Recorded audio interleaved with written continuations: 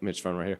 Congratulations on finally getting this elusive UFC win. So, I think the story of your career has been opponents missing weight, coming in over. So I guess let's start at weigh-ins when he came in overweight again. Like, what went through your mind? Was it like, oh, here we go again, or is it just are you just numb to it at this point?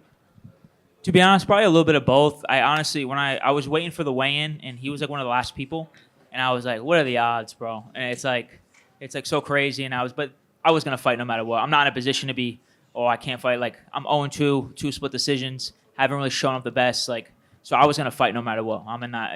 I told Tyson, it didn't even cross my mind. So I honestly was just like, all right, he broke in the weight cut, but I can't just go in there and dance. Like, I got to push him, and he'll break in the fight, which he did. You said in your post-fight interview that maybe your last couple fights you weren't as aggressive as you should have been, and that's what your coaches were telling you. In that first round, especially right out of the gate, you were on him right away. So I guess was that the game plan coming in to just kind of put the pace on him immediately? Bro, the demons I had to face, I was so scared all week. I was contemplating, like, what am I going to do if I lose this fight? What's my backup plan? It seems like I can't get it done. Now I got to fly across the world. Kid misses weight. Almost a 4-1 underdog. Like, and that wasn't aggressive enough, like, I could be better than that, and I just had to get through that barrier, and I'm going to be better next time because I just had to, like, get through this, and not aggressive enough, but definitely more aggressive than usual.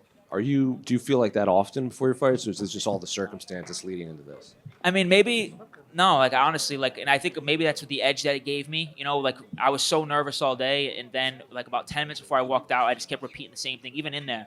I'm gonna go right at this mother effer. I'm gonna go right at him like this. I'm not scared of this guy.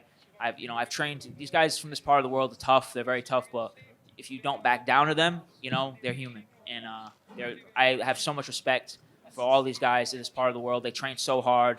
Their faith, everything. But I knew I had to go at this guy and get his respect right away. In terms of what he brought into the fight, I think Daniel Cormier was referring to him as sticky in there because he was just kind of on you the whole time. So was that what you expected from him in the fight? No, to be honest, I thought we were going to bang the whole time. Like, I was, like, scared to death of his right hand for some reason. And then because he has a couple, like, one-punch knockouts. But then when I got in there, it was so slow. But I just think my eyes, maybe in how fast I am, that, I was able to see it coming. But no, I did not expect that approach from him, to be honest with you. I thought it was going to be a lot more striking on his side. I think that was, maybe his cardio was shot from the weight cut, maybe? Like, he just kind of tried to make it close. To be honest, no. Like, I'm the one that should be shot from the weight cut. Like, anybody that cuts weight knows when you get to 129, 130, that's when the real cut starts. That's when we all want to quit. That's when I was in the bathtub putting my hands up like I'm like Jesus and all this stuff. Like, that's when it's actually hard. If he got to probably rehydrate up to, like, almost 150 pounds, and I'm sure his cardio was better because he didn't force himself to cut those last 3 pounds. I had to suffer. He didn't. What do you think about the point deduction for the fence grab? We don't see that often and that quick from the ref in fights. Well, in a fight that close and, in his backyard, it was you should take a point. Especially in a fight with high stakes like that, I'm not saying he did it on purpose or cheating or anything like that, but of course you got to take a point right away. You know what I mean? So I'm glad the referee did that. Shout out to that referee. Shout out to him because I feel like I would have won the fight regardless, but that definitely, like, gave me that kick in the ass to, like, really seal that third round. In terms of your own career, you might not be in position to ask for specific people, but I guess when would you like to fight again? I think my right hand's a little banged up. When I rocked him, I kind of landed with my thumb when I rocked him a couple times. So I just want to get that healed up, be active, get back in there. Whenever I can, we'll see. I think I have, like, a little suspension, but I'm gonna get back in there. As soon as the UFC wants me. Shout out to Mick Maynard for giving me another opportunity. I messaged him right after my last one. I still think I won my last fight. I don't really care what anybody says. I still think I won. But it was such a bad performance, and I messaged him right after the fight, and I said, I'm so much better than that. I want to be one of the most exciting guys in this weight class. So huge shout out to Mick Maynard for giving me this opportunity. Congratulations. Thank you. Hey, Mitch. Send, baby, let's go. What's up, brother? I just want to know what the relationship is like with Tyson because, like, you could hear him in the corner and he's kind of trying to motivate you, but he's also, like, he's kind of on your ass. You know what I mean? So what goes through your mind when he talks to you like that? Do you hear it or Yeah, no, 100%. You know, Tyson has been telling me for years I'm one of the best in the world, but I think tonight is the night I really actually finally believe it. You know, I just feel like, you know, the Ultimate Fighter, I was up at bantamweight and I fought a big guy and I was so young, and then the Hadley fight was short notice and I was winning that fight and then I lost focus, and then the Lima fight, you know, he misses weight 10 days, and the last one was just I straight shit the bed. So Tyson's just, you know, he told me, he's motivated me, and he told me the only fear I want in your heart for this fight is the fear of regret. And I've lived with so much regret. And when I was in there, I actually had to I decided in there that I want to win this fight because I was so scared all week. I was so scared all day. And I just kept referring back to my Lord and Savior, Jesus Christ, and obviously the belief that these guys have in me. You know, Tyson's my guy, and I wouldn't be here if it wasn't for him. Shout out to my team, my home team, Regiment Training Center 2, New England Cartel, Extreme Couture. I'm a product of my environment, and the next guy from Boston is here. And then when you kind of were talking about, like you said, sort of these demons or these doubts and things like that, going forward in your career, like, is that just a day-by-day thing that you're going to have to deal with, or? No, I would say that this is going to, you know, we're always going to have to deal with that kind of stuff, right? But being 0-4 and then 2 split decisions, like, I'm the kid that basically is talented but couldn't get it done. You know, that's just the theme around my career. Then with this fight, like, you know, coming off 2 losses, you know, getting real low on my bank account, you know, because, you know, obviously, you're not winning fights, you're not making money. You know, in the UFC, you got to, you know, win these fights, make money. And I'm not complaining whatsoever. I'm so grateful to be here. And it's up to me to come out here and make the most of my opportunity.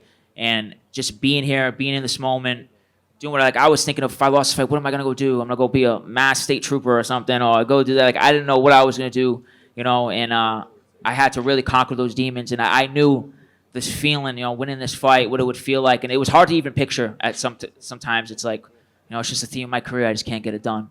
But tonight, I chose to get it done. Thank you. Full send, baby. Mitch, one more. What is that position like to be, you know how talented you are and everyone else is like, oh, you're great, but then your record doesn't show it. What is that? What is it? Is that weird to be in that position? Honestly, not really. Well, yeah, it sucks. It's terrible, you know. But I just think it's professional sports, right? Like, how many guys you see all the time are super talented, you know, and they just can't get it done at the highest level. You know, shout out Johnny Manziel. You know, you know, like it's just, it happens. You know what I mean? You know, Money Manziel. But I knew it was up to me to change that narrative. And now tonight, going to beat a guy like Azat, 16-0, coming into the UFC, arguably beat Charles Johnson, arguably beat Tagiro and Beckhoff. I'm sure nobody was giving me a shot to win this fight. People were saying it was legal murder. I can't wait to comment back on that douchebag. Question over here.